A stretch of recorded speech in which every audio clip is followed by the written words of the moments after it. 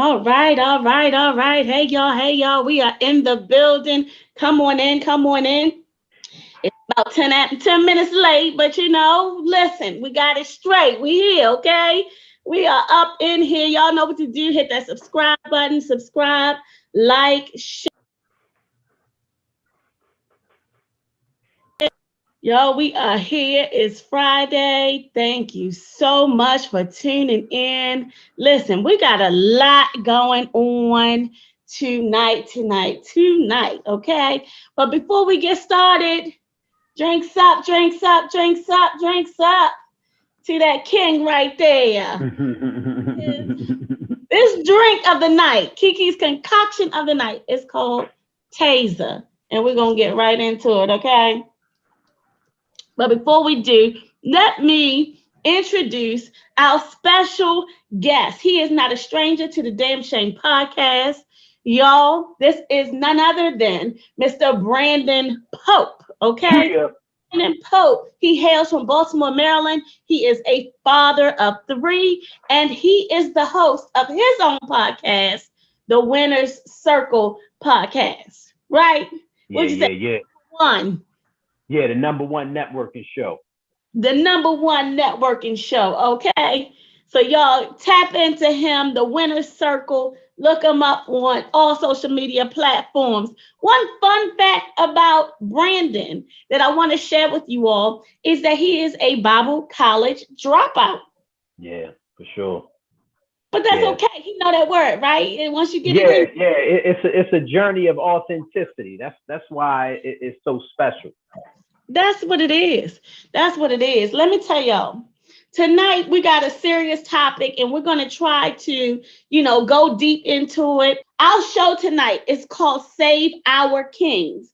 And it's just another testament of the strength, the brilliance that our Black kings have. And so I just wanted to really, really hone in tonight about how things plague us as a Black community, right? I mean, down to racism, social injustice, all of these things, right? We got the trial going on for the motherfucker putting his knee on his neck. Yeah. And then just down miles away, here we go, another Black man, young Black guy, shot supposedly accidentally, right? Yeah. They Officer Kim Porter, she went to go grab her taser and mistaked her taser for a gun. Where they do that at? Yeah. Listen, I done been to a couple of shooting with gun range courses and all of that, right? Got my license to carry, so don't fuck with me, all right? Got my Utah license, all right? So don't fuck with me, all right? And they teach you all of these things. This lady had 26 years. Yeah. Lady, Karen, you mean to tell me you don't know the difference between how your gun feel, which is strategically placed on one area of your body, and your feel? Yeah. Yeah. And they stopped this little brother on a traffic violation later to find out he had a warrant on a misdemeanor or something like that. Yo, they stopped him because his tags was suspended or whatever car he was driving, and the fucking air fresheners hanging in the car. And you gonna take brother down, and you wonder why we're so angry. Yeah. Black people are angry. We are mad because it's been going on for a long time. So listen, that's my rant for tonight. We just gonna get into these questions. Yeah. Brandon, Yeah. how do you feel as a Black man hearing stories like this? Are you desensitized? Yes and no. When I say I'm desensitized, it's more so because I know the plan and the strategic things that they have to take us out, right? So I already know what we have going against us. And also, and this is a main theme that you're going to hear me say tonight, is that whoever controls the media controls the mind, right? And so when I say I'm desensitized, it's because I know they're doing things like this to put fear in our community. And so that's why they keep playing things on social media. So like when it first happened, I didn't know about it.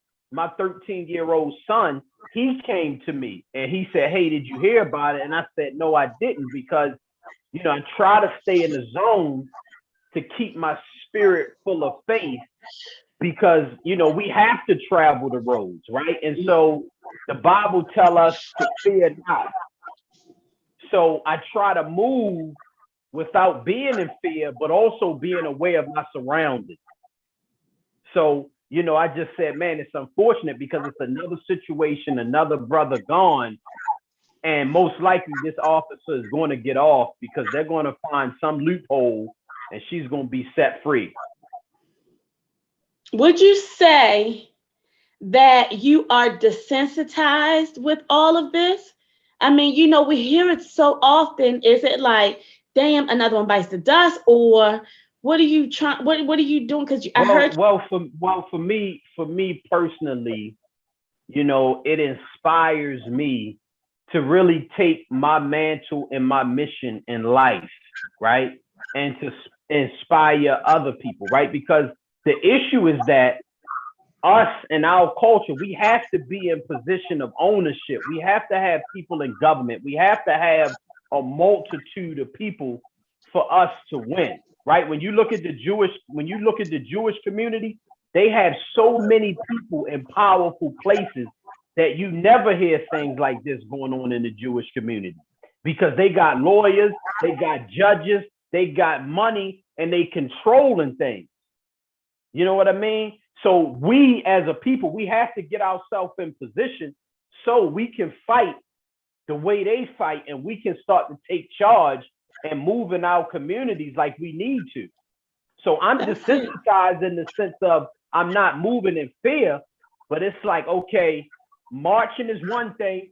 We need to do all things, but everybody needs to step up and be inspired and move in their position of their mission. Absolutely, I agree. I had just said last night on, I don't know if it was a chat or something, I was kind of chiming in on one of the podcasts, just out of support, right? And I said, it is, and they were kind of talking about this topic or topic, similar to this. And I said, it is our role, right, as podcasters, of Black podcasters, to use our platforms to drive the narrative, right? No longer are people, the world, really honing in on what is on these local network stations and these, unless you like CNN, of course, everybody tap into that, you know what I mean? But nobody's really looking. They're looking at what's going on in social media. So that is our responsibility as Black podcasters to highlight, to shed light on the fuckery. Yeah. And to tell our own story because they can't tell it the way that we can tell it. Yeah. And also too is to make people aware and also inspire people and give people hope, right? Like, because it as the times get closer and closer to the end, it's going to get darker and darker, right? So it's not like it's going to go away. So we can settle the fact that it's going to magically disappear. It's going to get worse. You know what I mean? So we have to be that beacon of light to say, hey, this is a safe haven. We got alternative. We got resources. You know what I mean? And so that's why it's collaboration over competition.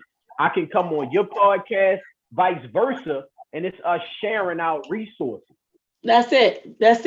Tell me this. What did you say to your son when he came to you, 13-year-old, saying, Dad, did you see this? Because I'm going to tell you, none of the damn shamers have seen it. None of the damn shamers who Damn Shame podcast team have seen it. It's a lady. She wouldn't watch it. I saw it, like, you know how to give the alert saying sensitive information is about to be shown. I couldn't watch it. I couldn't. I'm tired of it. It angers me. It hurts me. Yeah. It's a continuous cycle. So I couldn't watch it. Yeah. I do read the comments and all of that. I got the gist of what happened, but I did not want to see a Karen fake act like she going for taser. Supposedly she yelled taser, taser, taser, and then pulled the gun. Yeah. Yeah. Yeah. But You she know, knew. yeah, yeah. And you know, when he came to me, because this is a conversation that we had so much in 2020, you know what I mean? To the point where when he said it to me, I just said, well, you know, most likely she gonna get away. You know what I mean? And so it's just come to that point where justice most likely won't be served. You know what I mean? And so she's gonna get away with some mental charge. She most likely hopefully she doesn't, but you know the system is not set up on our side. All right, let me tell you this. The damn shamers are going off in the comments. Nightlife, can you tell us what they're talking about? Michelle, the indie mom of comedy, says awareness is key and knowing how to move in a room full of vultures. Jay-Z. Yeah. Shout out to Michelle. Yeah, shout out. That's true. You got to know how to move in a room full of vultures. You better. You know what I mean? And you can't. The thing about moving in a room full of vultures, you can't move timid. You know what I mean? Because they'll eat you alive. So when my son comes to me, I don't relay a sense of fear to him. It's like, you know what we got to do. Like, we got to continue to boss up. We got to continue to move. You know what I mean? And also, this is very important too, you know, because he hasn't started driving yet. But when he does, like, you have to listen to that still small voice. When something is telling you, like, maybe I should make this left, maybe I should make this right, or maybe we shouldn't leave yet. Because a lot of times when things happen, most likely something's like, yo, something told me not to go, yo. Yeah, every time. Every time. I know that has happened to me a lot of times. Listen, what do you think about protests? Do you think that they are effective? Yes and no. I mean, no in the when you say effective far as making some impact long term, no. But for the short term, to bring awareness to a situation, to bring light, to spotlight a situation, yes. You know what I mean? But it's not the end all be all. Because even in the protest, we've seen like last year, they'll infiltrate the protest and make it something else. They'll add the ruckus. You know what I mean? Because they control the media. So they're going to try to control and say, oh, it's a bunch of black protesters from this group causing trouble when we were nowhere near those particular scenes. So that's the benefit now of social media. You're able to see other angles of the true story. That's it. Let me tell you, social media changed the narrative. BLM was out there like, that ain't us. They were recording the ones that were, planted in there to, act as if it was a BLM, incident or whatever. They're like, this not us. And that is the benefit of social media. How ironic is it that this incident with Dante Wright, right, happens in Minnesota, right? And it happens during the trial of a police officer. Do you think that this Kim Porter,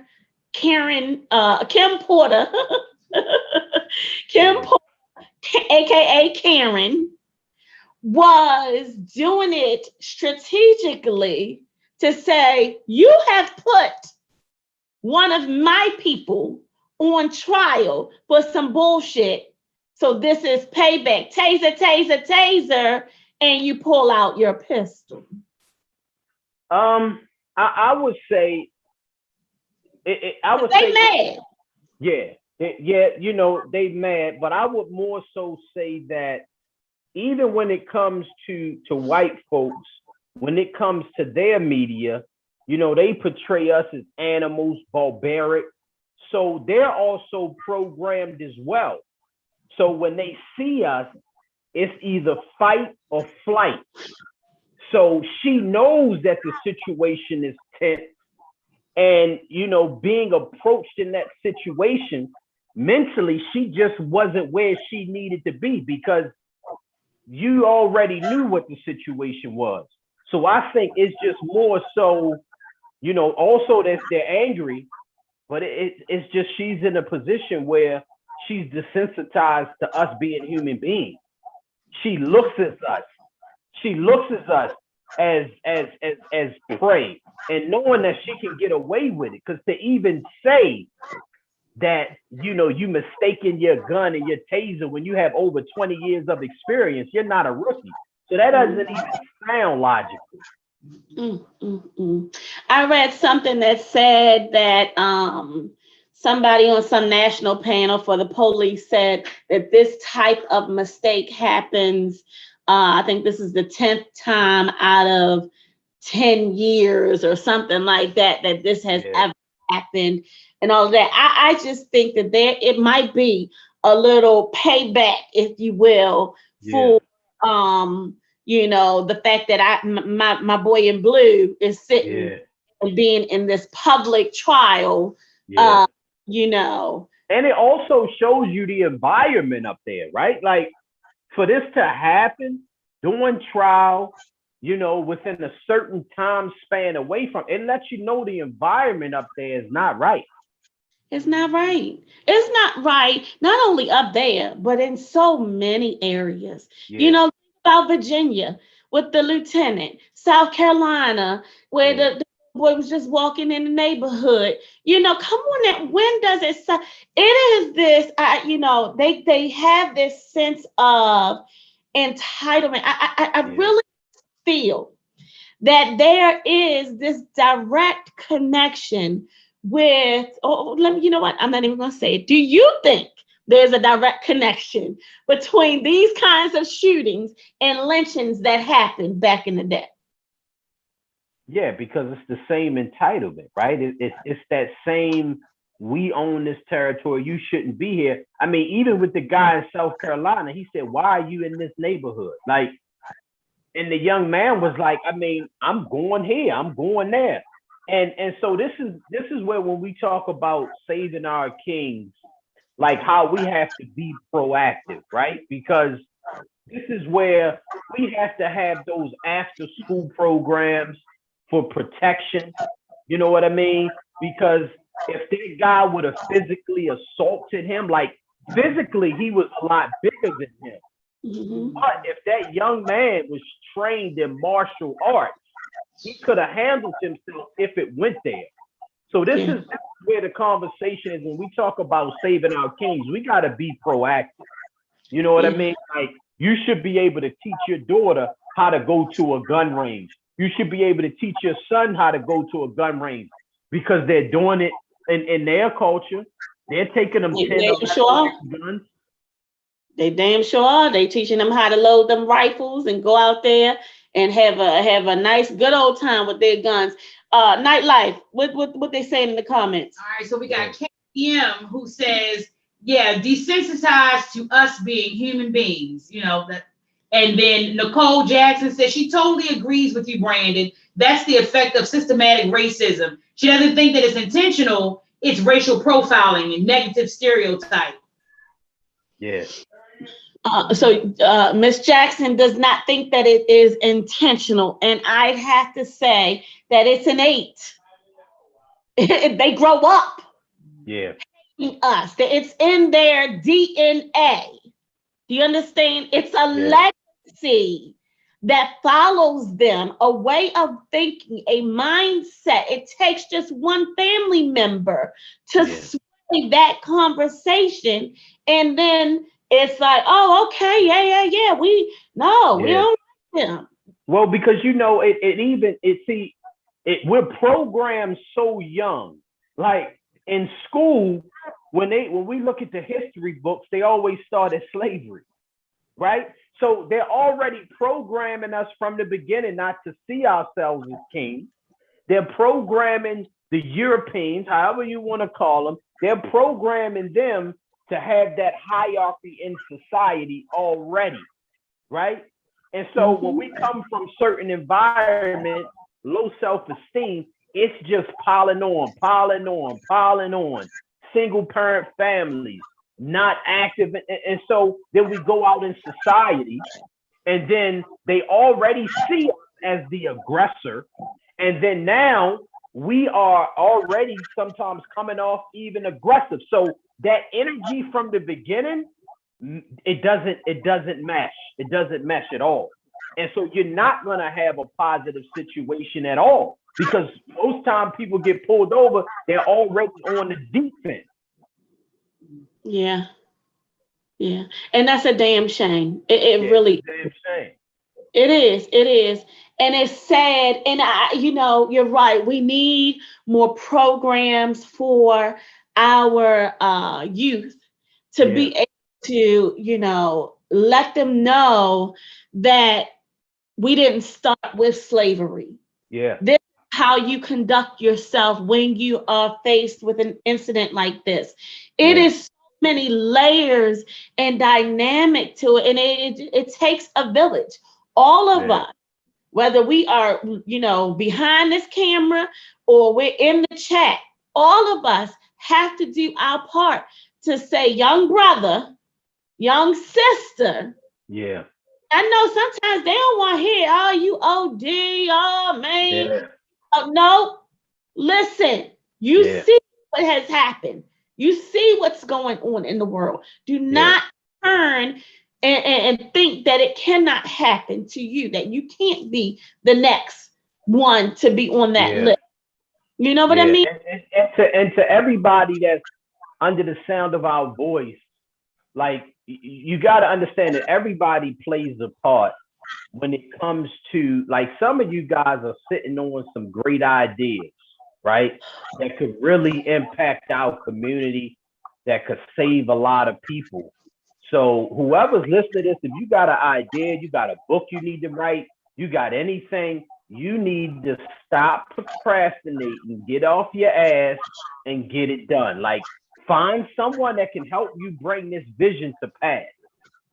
Because somebody is waiting on you right now, right? Like, somebody that's losing their life out in the street could be in a program that you created because they would only listen to somebody like you.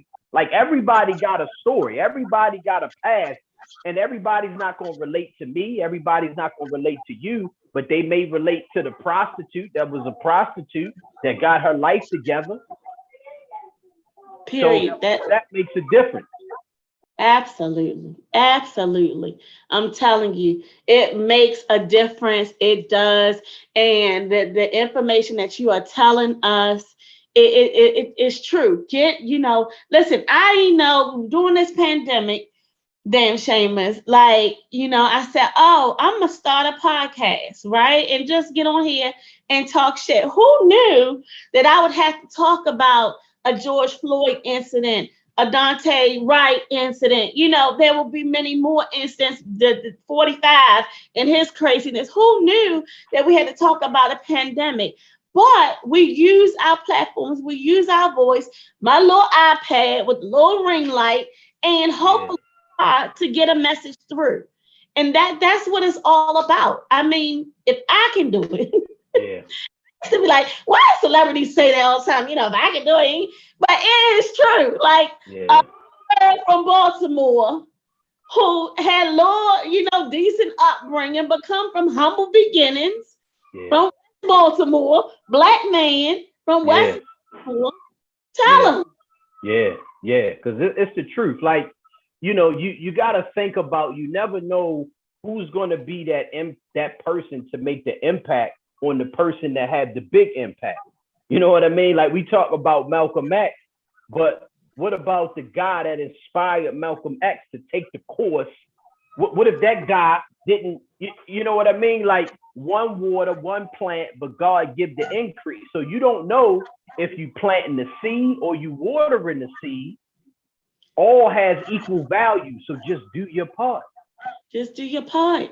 Do your part. And you might be finding your way through it. Can't even really understand. Like listen, week after week, I don't ever really know, what it's gonna be like. But I get here and God gives us that wisdom to deliver. Do you think, Brandon, that there is a responsibility of the Black church and Black celebrities to get the message out to help with this fight? Oh yeah, they definitely have a responsibility because it's about everybody using their platform, right? Like, they say silence can never be misquoted, but if you ain't saying nothing, which side are you on? Yeah. Who's in your pockets, right? And so that's why, I love ownership. I love talking about ownership because a lot of people, these celebrities, get under these contracts and they can't speak on things because, they're chasing the money, and now you're legally tied and you can't say things to back your community because they're going to pull a sponsorship. Yeah. And that's a damn shame that you're worried about the dollar, the almighty dollar. Yeah. And that's where a lot of times they keep us in a chokehold. You know what I mean? Because we want to protect our coin. Yeah. Damn shame. I mean, look at what happened to what's the one that took the D? Kaepernick. You know what I mean? They tried to mess with him, but he took a stand. He got on that knee and said, listen, it is what it is, but I'm going to stand firm on what I believe. And so often do people get swayed, for whatever reason. Yeah. Damn shame of saying nightlife. Okay, Michelle says that Dare to Be King, What If the Prince Lives is a survival workbook for African American males, a thought-provoking 52-week curriculum teaching adolescent males how to survive and thrive in toxic environments. It's created by David Miller, and he is a Baltimore native. Oh, wow. Dare to Be King? Dare to Be King. Dare to Be King. What if the Prince What if the Prince lives? That's it. That's good information. That's good information. That is what we need, to share with our brothers, to share with our females, our little girls, We, it is the role of a Black woman to, in my opinion, support our brothers. Let me just say this in full transparency. One of my relationships, I think that, I had to go and apologize for emasculating this man, right? Yeah. And it was like God checked me and said, you need to apologize for doing that. Oh, nigga, you ain't, but. You don't hear me saying that unless I'm kind of just joking, something like that. I'm making a special point to make sure that I do not emasculate our men, our kings, our princes, our prince. I just don't do that because it's so important. The role of a Black woman is to give that support. That's what we did back when we were slaves. And that's what we have to continue now. We can't keep tearing our brothers down. Oh, you and you no. Yeah. But it's in the media. That's what get the views. So it's a lot of times in these households, there's no structure. So when you look at divorce, the number one reason is finances. You got parents working all of these jobs and, because they're trying to provide a better life, but they're losing their kids in the midst of it because media is raising them. Like the media is trying to demasculate the man on the highest level right now. And so, it's all about the media. So if you're at work and they're on IG all day, they're on TV all day, because IG and all of this is the new TV. All of the ads that they're seeing is just programming them to be more aggressive, Like, now women have to go out and fend for themselves. So now they're getting the message of like, why do you need a man now? Because you can go and provide for yourself. So even when they're communicating to their daughters, they're not teaching them the full story. Like, yes, I may have to go out and do this, but this is because the grandmothers are getting younger now. Like the grandmothers are dropping it like it's hot. So who's teaching the younger if they still out trying to party? Yeah, it's so true. It really, really is. Let me ask you this. Do you think that, killing our young men, killing our kings, killing our young boys, and,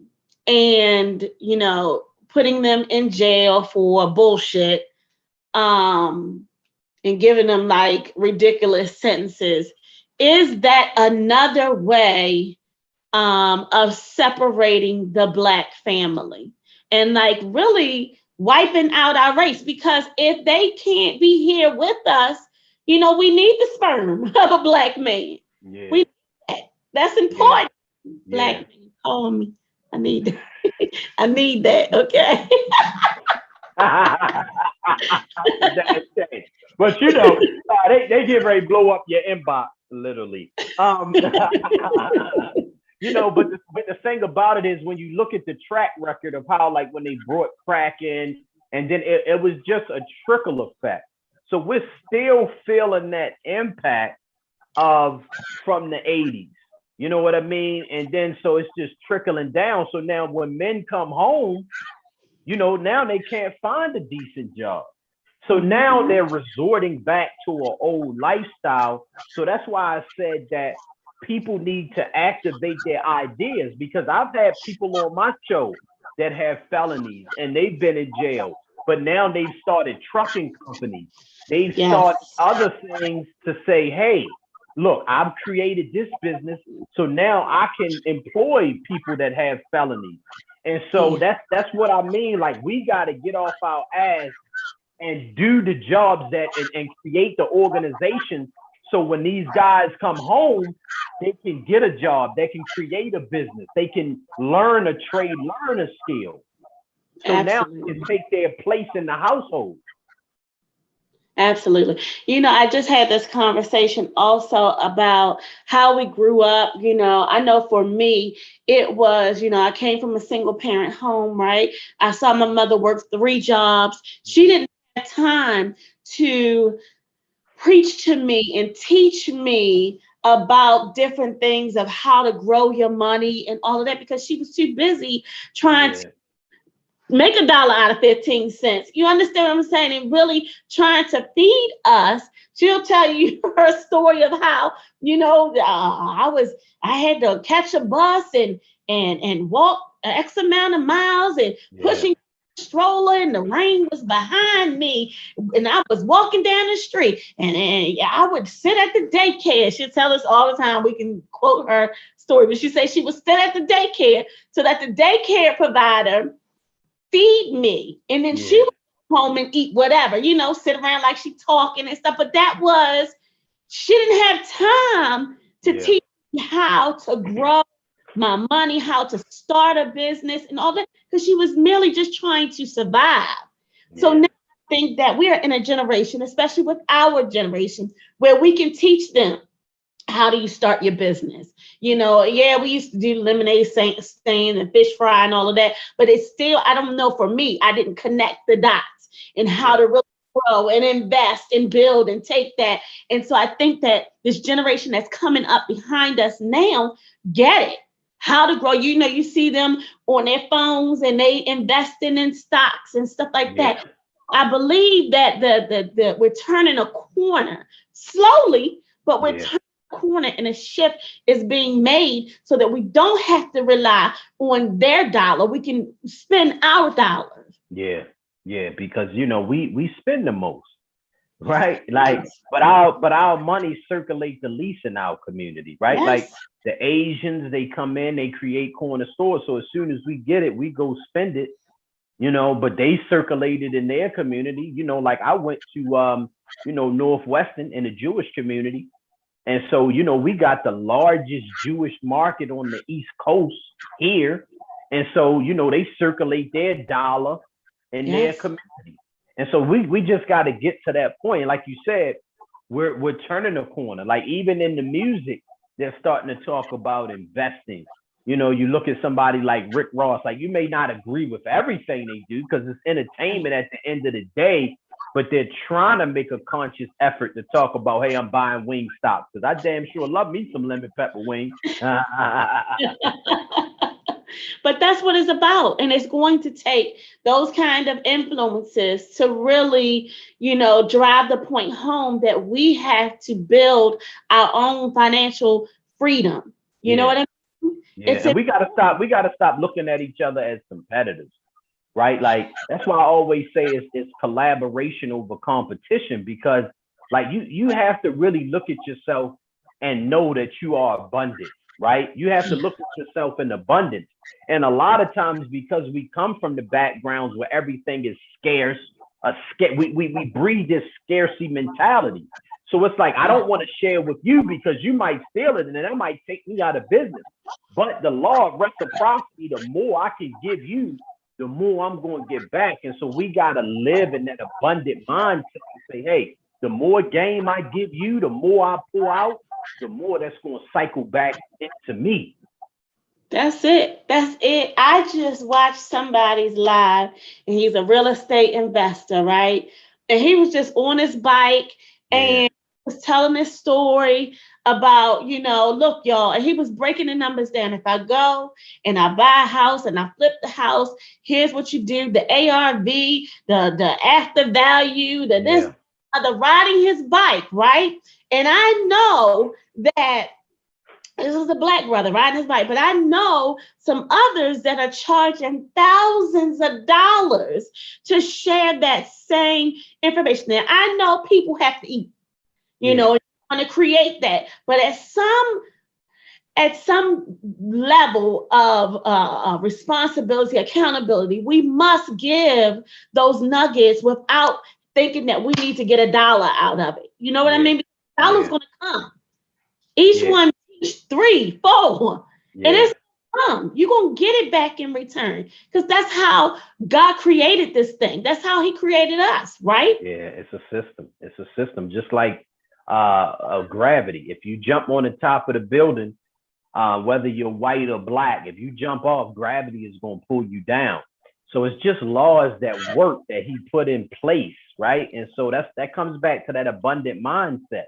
And so that's why we have to have programs outside of the school, because the schools are designed to turn you into employees, which is nothing wrong with being an employee, but it doesn't open your mind, it doesn't expand your mind to the possibilities that are out there, right? Like I had a lady on my show, she started like a whole biochemist program and started going into schools, you know, and now she's expanding the program, and they're starting with kids as young as like maybe 7 or 8, teaching them science. Like, you know, the reason in technology, a lot of Black people, majority, don't know about coding and things like that. So of course we're not going to be in those industries because we don't know what the hell they talking about. Yeah.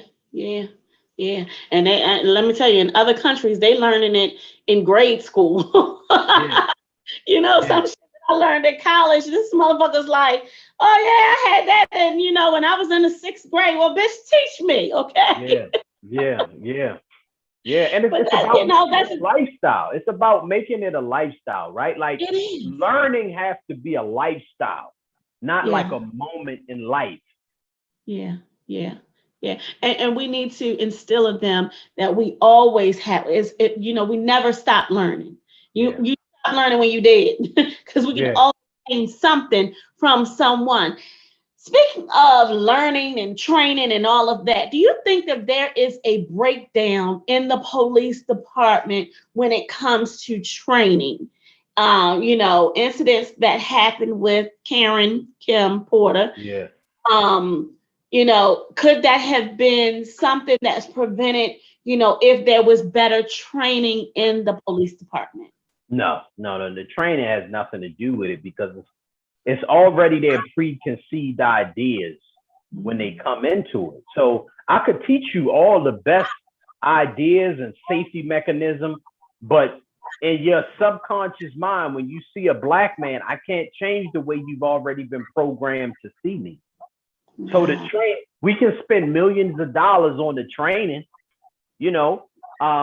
thank God they started getting the body cams to start recording this stuff. So that helps. But it's more of the way they see us before they even come. I mean, they've already had this mindset 5, 6, 7, 8, 9, 10 years of age. Yeah. So your 6-month safety program is not going to erase their years of prejudice thinking. Yeah, that's a very valid point, and if I mean, I totally agree. But I think that, even that 6 months, drop them in an environment. Don't train them out in Idaho where we ain't there. And, drop them in an environment. Because our mannerisms are different, right? Like that's it. In our culture, we could walk up on a situation and be like, nah, they playing. They could be really arguing like, no, you are. But we like, no, they playing. They playing. Look, he's smiling now. He's smiling. But to somebody that's never been in a high stress environment where we joke a lot, we play, we get serious, you looking like, oh my gosh, they're getting ready to fight. Pull your gun. So that's like, for instance, I tell you this, right? I moved to Oklahoma. Like when we say Bible college dropout, I moved to Oklahoma. So this is the first time I was in an environment where I was around nothing but Caucasian people. So, I'm a friendly person. I wasn't raised racist or anything like this. So I'm just having a conversation with them. And the only interaction they have with us is through the movie Friday, through certain movies. So they only get this perception of us. And it's like when they meet us and they be like, everybody's not like that. Like, no, everybody's not like that.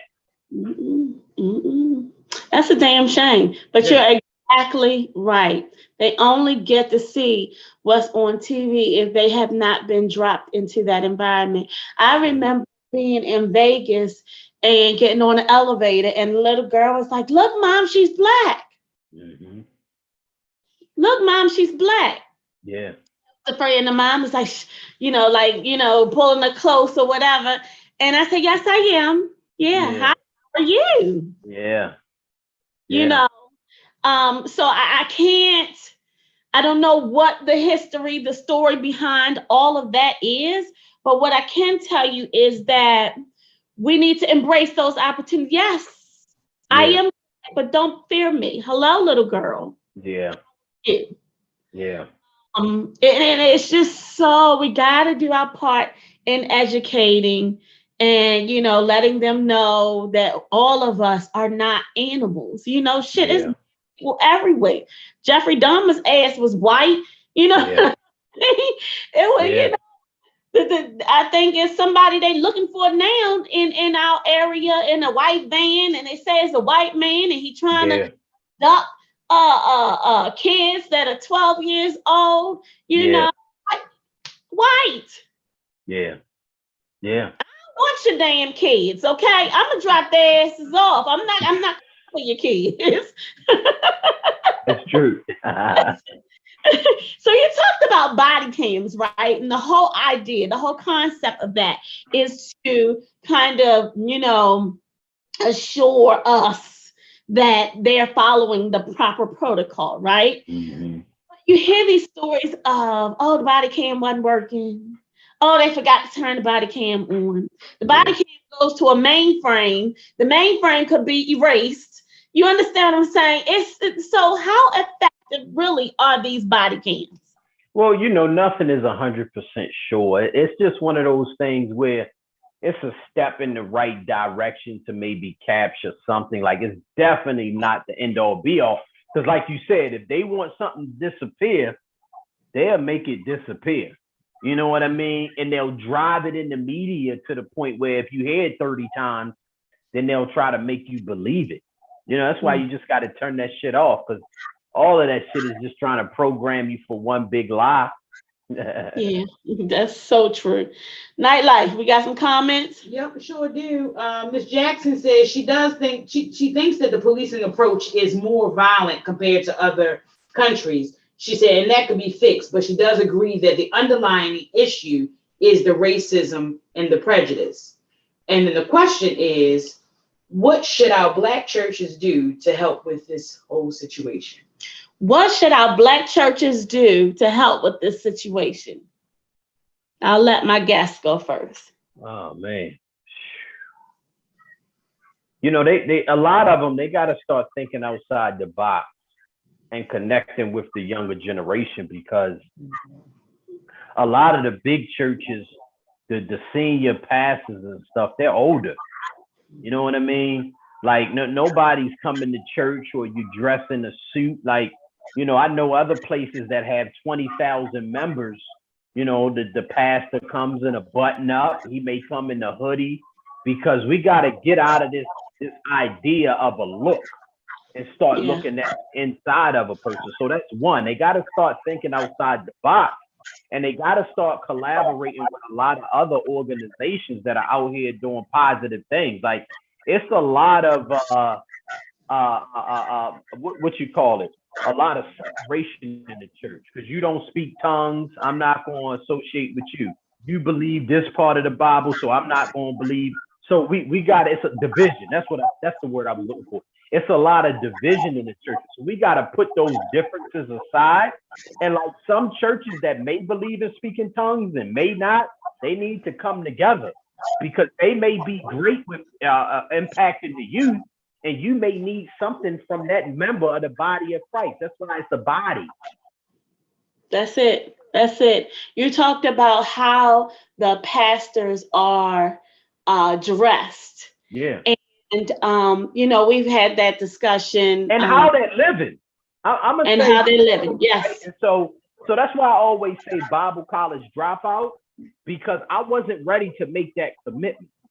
And so a lot of people are in these positions because their father was one, so they feel obligated. But you got to be honest with yourself, because it's a lot of people that are looking towards you, and you could really take their salvation at the end of the day. Like, I didn't want to look myself in the mirror and be like, okay, I'm not living a certain standard. And so I was like, I'm not going to go through with this. If my heart is not in it, I'm not going to be fake. You know what I mean? I'm not going to stand up there and be hitting every woman in the church. You know what I mean? Because the enemy studies you. It's a time and place for everything. It's a time where they need to be robed in their cross and all of that, right? Yeah. But then there are more times where they need that hoodie on, those jeans on, and just giving the message. Hey, and be out in the street. Like you, and be out in the street. You got to get out the building. Get out the building. That's it. Let me tell you, there's something about the pandemic has really, really, really blessed the Black church, is that we couldn't be in the building.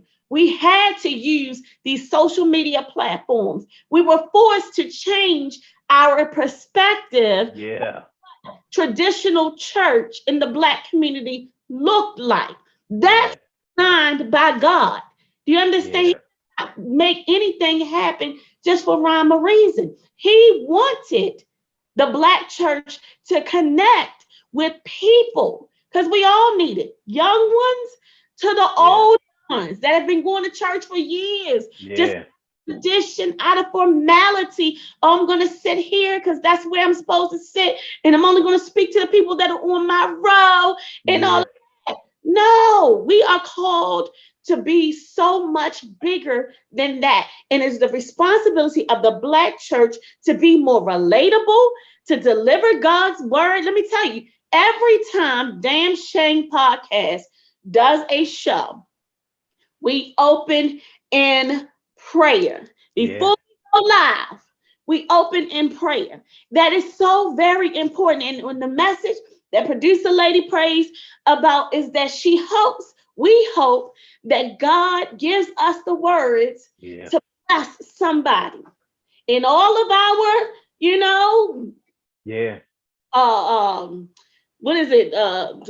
secular ways. Yeah. That we still give a message that will Well, help. because Jesus was out with the people. Like Jesus was out with the That's pimps, it. thugs, and the weight movers. Like he was out in the streets. Like he would sit down and break bread with you. You know what I mean? Like he didn't live his life with him every day, but he wasn't praying all day. He was out eating. He was out eating, he was talking, he was being relatable. And that's what we are called to do, not only in the church, but to use our platforms to do that, to connect to somebody who needs it. I Yeah. ain't all of this down your throat. I'm just saying, look, I know he blessed me. And here's what I can tell you about how he blessed me. And if he blessed me, I know he's going to do it for you. I know that the Black church will stand firm on creating programs that are allowed for everyone to be reached, Yeah. to, for the message to be heard to everybody. It's just so important. And I think that this pandemic has shifted. I mean, you hear churches opening back up and all of that, but it's still not to the capacity. They still have to have the social media platforms and Yeah. all to reach these people, young ones to the older ones. It's Yeah. necessary. And we have to, the church, the Black church, the celebrities, podcasters, everybody in the comments, we have to do our part to tell our own story, to change our narrative. Yeah. Because ministries don't look like they used to anymore. Like, because your No, podcast is a ministry now. that's You know it. what I mean? That's it. Yeah. That's what it is. That's what it is. And don't ever get it twisted. Yeah. This is a lot of good Lord. You understand? Yeah. And everybody on this team, a lot of Yeah. good Lord. All Yeah. right. Now, make no error. Here's what I want to ask you. Do you think Black people have some level of PTSD that we are living with? Oh yeah, for sure. For What sure. does it look like? What Um, about it? sometimes it could be over aggression. You know what I mean? Like if I'm ever pulled over, I'm just playing it cool. You know what I mean? Like I'm not saying why you stop me. What's up? You know, I'm not going to elevate his defense mechanisms. You know what I mean? I'm gonna do the proper protocol. You know, keep my hands where I can see them. I'm not gonna move fast. You know, so sometimes that PTSD could be just over aggression. You know Yeah. what I mean? Because it's just like you seeing so much of it in the news that you like, yo, this could be my day, yo. I'm not gonna let him get up on me before, so you already tense.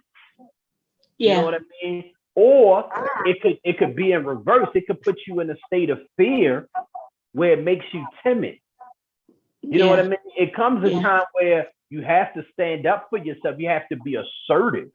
You don't have to Hmm. be overly aggressive, but you have to be assertive. So it's a fine line. You could be over or under, but we gotta find that balance.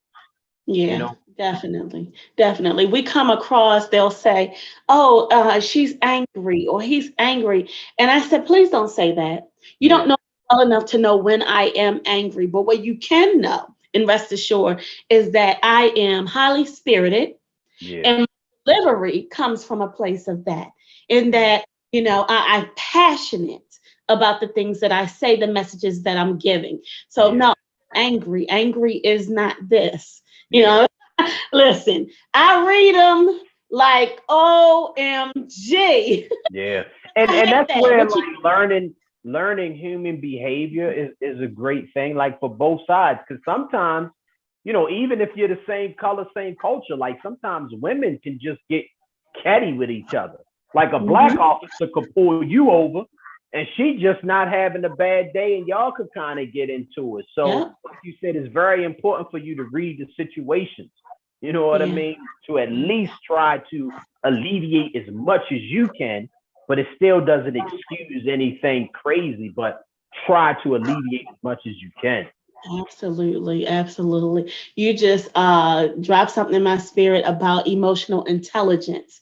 You Mm, know, how we have to train these young ones on having that, what it looks like, what yeah, you know, how to react in certain scenarios and stuff. Even though you could be both. My mother used to say, "Listen, don't ever let them see you sweat.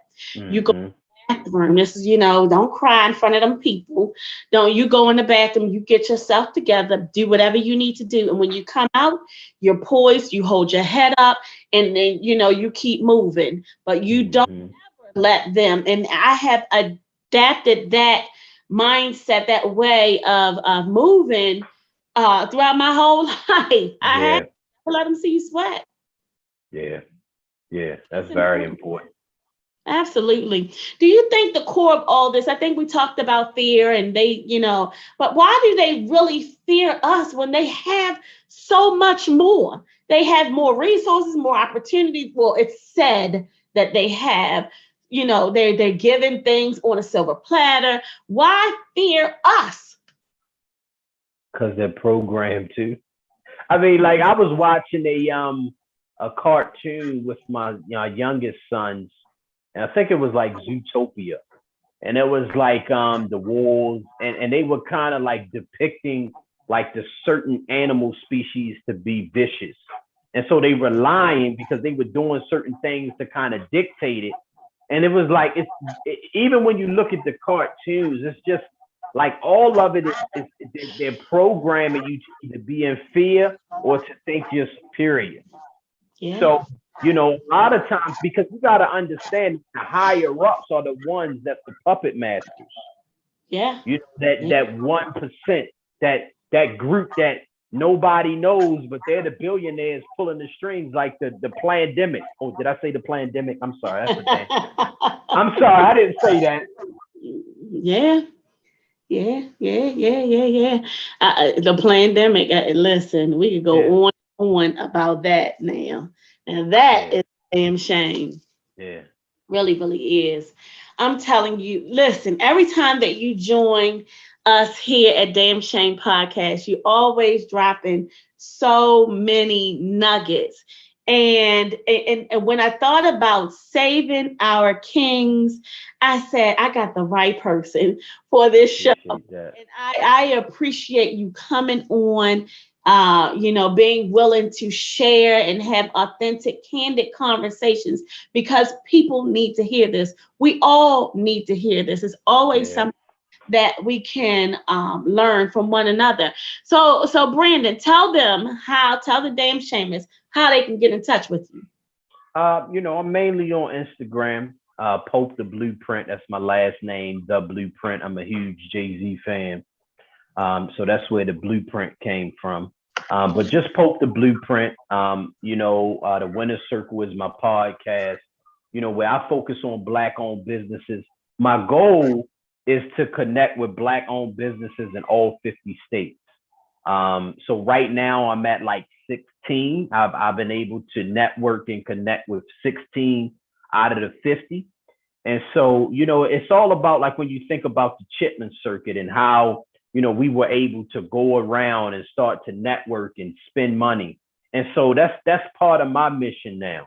You know what I mean? So that's why I said using my podcast like a ministry. I'm not preaching, but I'm just doing my economic, empowerment through connecting. So that's where you can find me. Instagram, Poke the Blueprint.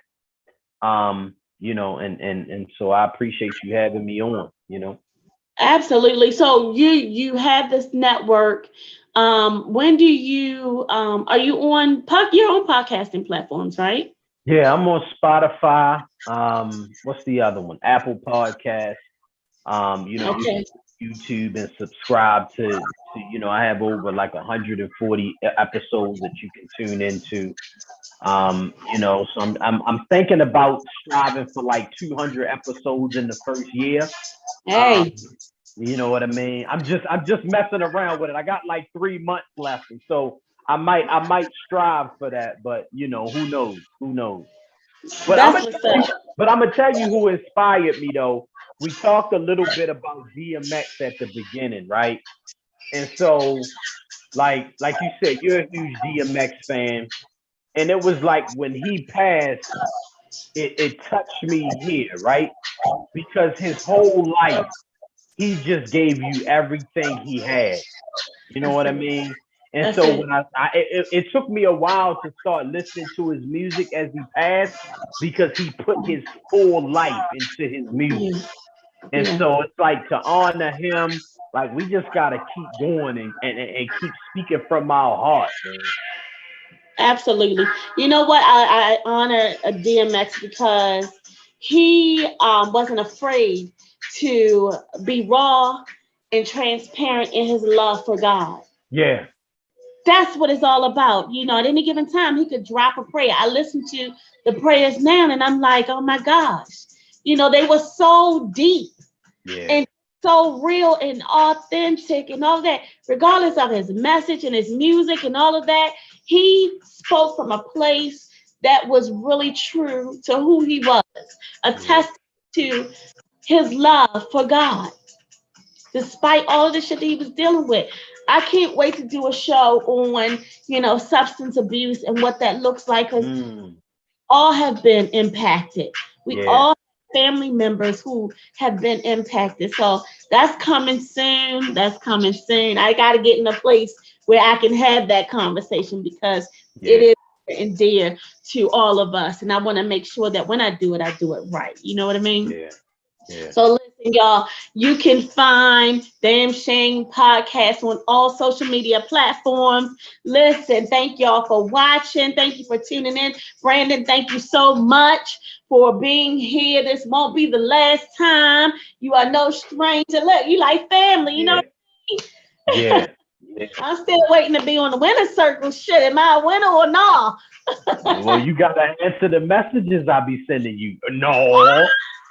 Oh, well, you look, we got. That's a damn shame now. That's a damn shame. I'm gonna do better. No, you coming on. We Damn gonna make messages. it happen. No, y'all, but thank y'all for watching. Thank y'all for tuning in. Every week we are here on YouTube, 8 p.m. Eastern Standard Time. I love y'all for watching.